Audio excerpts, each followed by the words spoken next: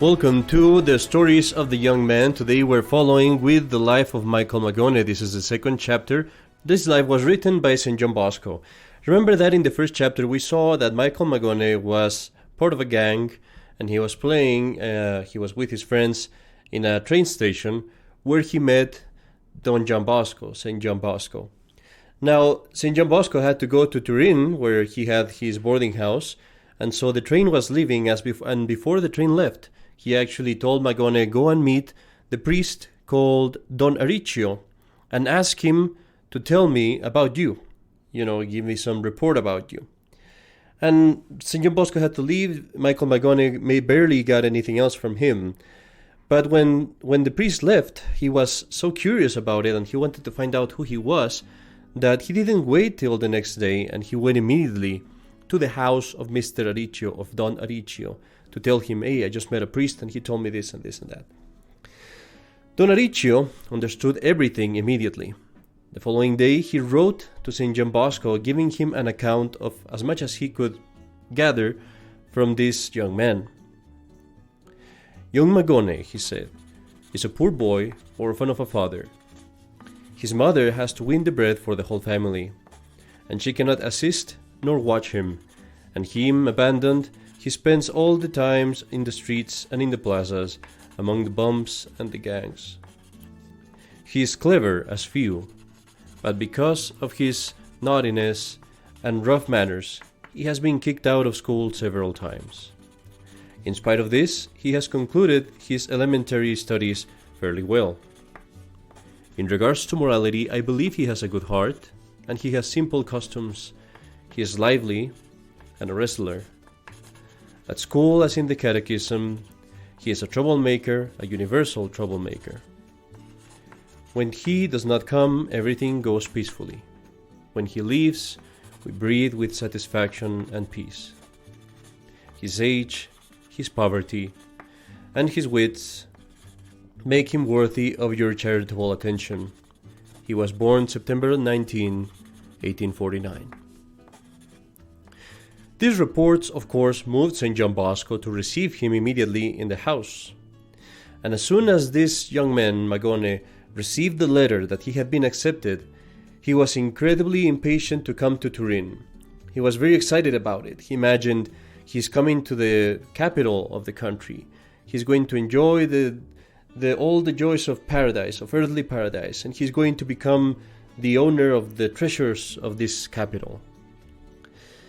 But then, after a few days, he came to the office of St. John Bosco, and he said, here I am. Here you have me. I'm that Michael Magone that you found in the station in Carmagnola. Very well, my dear friend. Do you come happy? Yes, I'm happy to be here. Being that so, I advise you not to create a revolution in my house.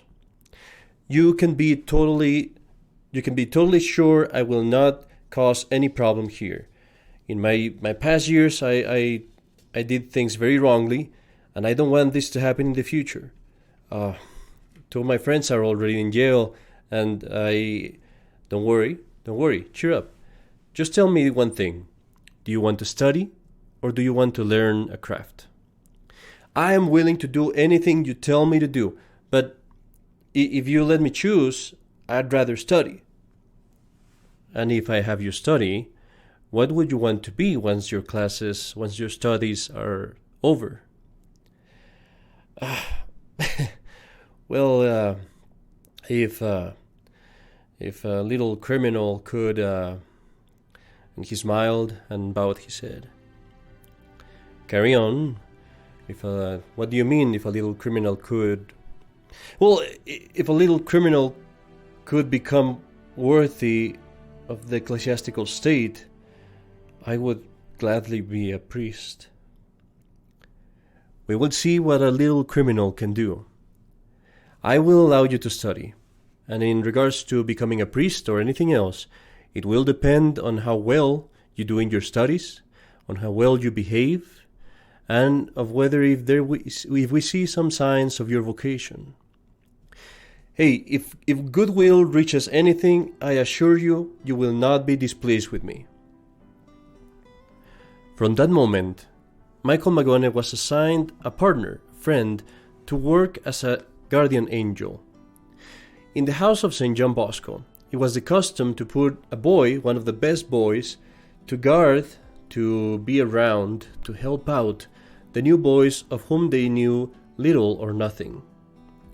This older boy would assist them, correct them, teach them whenever it was necessary, until the other boy would be able to just do well without anyone else.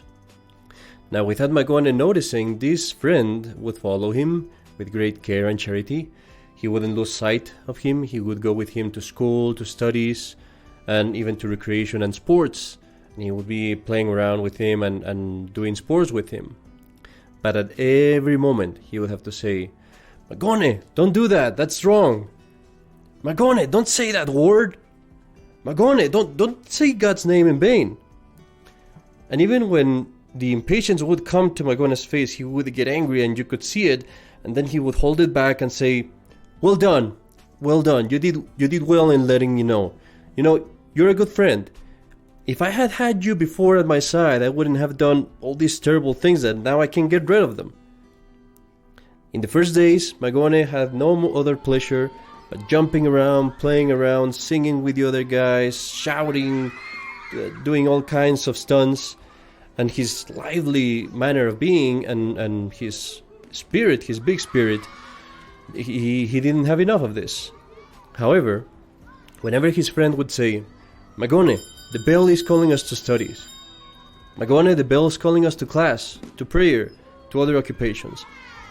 Magone, the bell again," he would look back to the fun, to the sports, to the other guys that were still playing, and then he would dominate himself, control himself, and without putting any opposition, any difficulty, he would go where he was summoned by duty. But as soon as the bell rang again, as soon as it was time again for recreation, for sports, for going out with the friends again, he would run out like a bullet. He would fly all over the place and would go immediately into the toughest, the hardest game that there was, because the more skill that he had to put in there, the more that he was happy about it. And in this way, mixing recreation with his newfound duties, he found this new way of life very, very pleasing. This is the end of the second delivery of the life of Michael Magone. In the third one, we're going to see him struggling with some difficulties, some things from his past. Try to find that episode in the next delivery. Subscribe to the Catholic Wire and you will find it here in the Stories of the Young Men.